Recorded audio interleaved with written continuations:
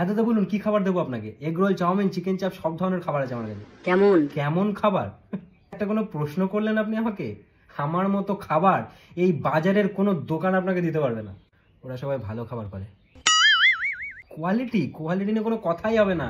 আমার খাবারের যা টেস্ট, আপনি যদি একদিন খান না, পরের দিন আপনাকে আমার কাছে আসতেই হবে খাবারের ফিডব্যাক দিতে, কিন্তু আপনি আসতে পারবেন না। কেন হ্যাঁ, আসতে পারবো না কেন? ফুড পয়জনিং, খাবারটা খেয়ে আর কি। এত ভালো খাবার।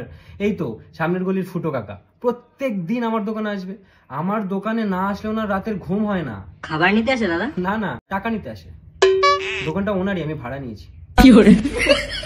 এই তো গত পরশু আমি ওনাকে আমার খাবার জোর করে খাইয়ে দিলাম। বেচারা ভালো মানুষ ছিলেন। ভালো মানুষ ছিলেন মানে? বেঁচে নেই। সে কি, কেন? Food poisoning. আপনি এক কাজ করুন দাদা, আমার দোকানের এগ রোলটা নিন না। আমরা যে ডিমটা ইউজ করি না, কোনো দোকান দিতে পারবেন না এরকম ডিম। আমাদের ডিমটা যদি নিয়ে আপনি জলে রাখেন না, 90% ভেসে থাকবে আমাদের ডিমটা। বলেন কি? এছাড়াও আমাদের ডেলিভারি রয়েছে, আপনি চাইলে খাবারটা ডেলিভারিতেও নিতে পারেন। তবে আপনাকে একটা জিনিস বলে রাখি, আমাদের ডেলিভারিটা স্পেশাল ডেলিভারি। আপনি যখন ডেলিভারি নেবেন, আপনার সামনেই খাবারের গুণগত মান এবং টেস্ট ডেলিভারি ম্যানরা আপনার সামনেই পরীক্ষা করে দেবে। তাই নাকি? কি করে? টেস্ট করে। ওরাই আপনার সামনে খেয়ে টেস্ট করে দেবে আর কি।